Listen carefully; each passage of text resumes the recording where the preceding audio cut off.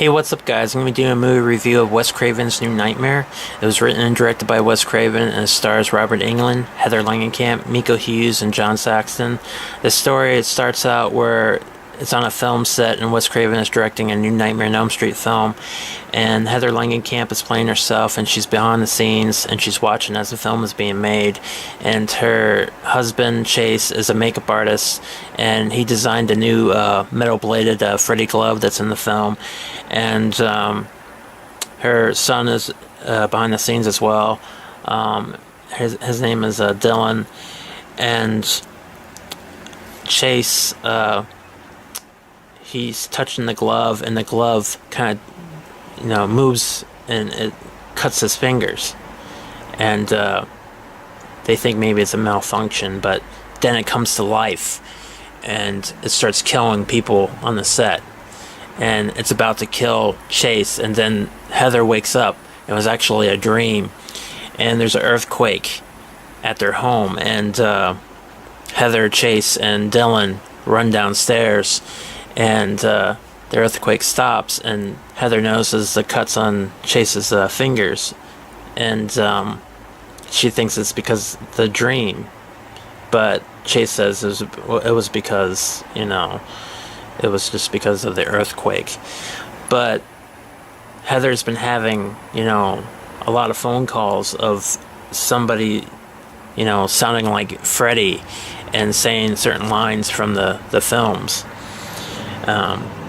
And Heather goes to this talk show where they're talking about the 10th anniversary of a Nightmare on Elm Street series, and there's a surprise guest where Robert Englund comes out, and he's dressed up as Freddy Krueger.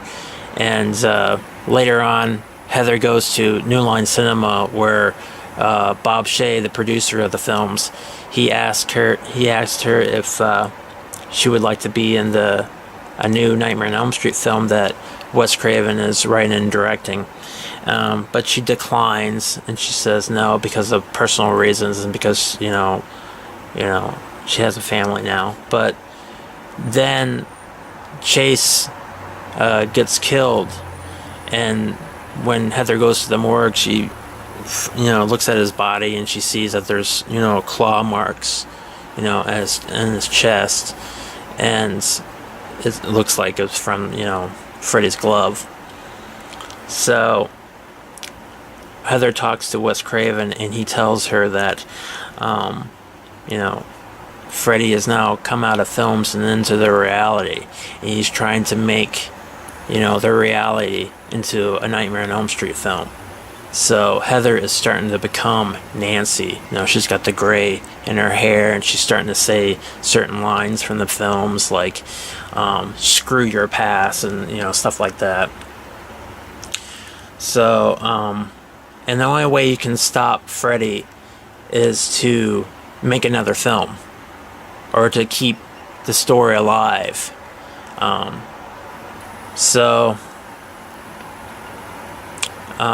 Dylan, her son Dylan, he's having, trance state. He's walking around in a trance, and he's,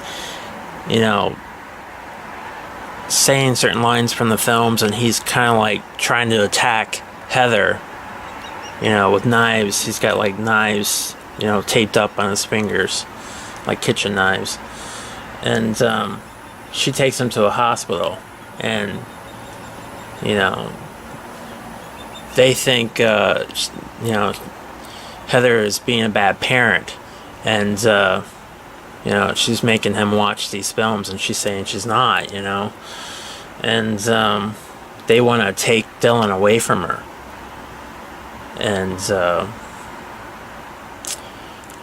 then Dylan is taken away from her, from Freddy, and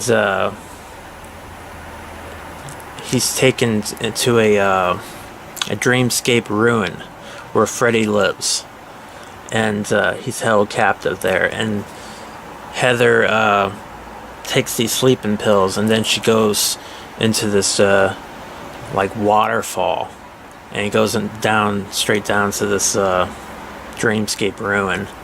And she defeats Freddy in there, and then they come back, and they're at their home, and Heather reads this script, and it's basically the beginning of the first Nightmare on Elm Street film, and that's how it ends. That's how the film ends. But I like the movie. It's a pretty good movie. I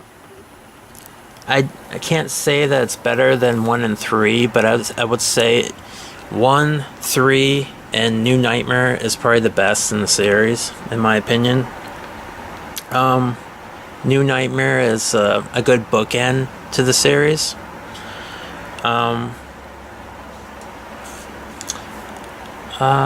There's certain dream sequences that are not too bad. I like them. There's certain scenes where they pay homage to the first film. You know, the whole scene where, you know, the girl gets dragged up, you know, all the way to the ceiling. That famous scene, that's kind of recreated in this film. Certain lines that Freddy says or Heather says. That was an interesting concept. It's a good premise. Yeah, I like the way Freddy looks in this film. It's a different look. The glove is different. You know, it's kind of like bones, kind of combined like with metal. It's kind of like a metal kind of glove. And Freddy is kind of like a trench coat, and he's a little different looking, but it's still Freddy. You know, Robert Englund, he's doing a good job as always. And he plays himself in this film a little bit. Doesn't show him that much. It'd been kind of interesting if they did have Robert Englund in this film and he kind of fought, you know, Freddy in it. That would have been kind of cool, but I kind of wonder why they didn't have that in there. It had where Robert Englund went off somewhere and you never heard anything more about that. I wonder if they had that idea in the script where Robert Englund fought Freddy. That would have been kind of a cool idea. Surprised they didn't do that in this particular movie. Would have been interesting, but overall, good acting. You know, Heather Langenkamp doing a good job. It's nice to see behind the scenes and seeing, you know, Wes Craven and Bob Shaye, the producer of the films, and you know, it's kind of like almost like in a reality show kind of setting. The way they did this film, but you know, it's a movie, and even though it's kind of trying to say, yeah, this is supposed to be, you know, in their reality that it's happening, but you know, but yeah, I mean, not much more I can say about the film. It's a pretty good film. It's definitely an improvement from 2, 4, and 5. I won't say it's as good as 1 and 3, but it's definitely an improvement. It's a good bookend to the series. But yeah, that's my opinion of the film. And tune into my next review of Freddy vs. Jason. And hope you enjoy the review, and I hope you guys have a good day. Take it easy.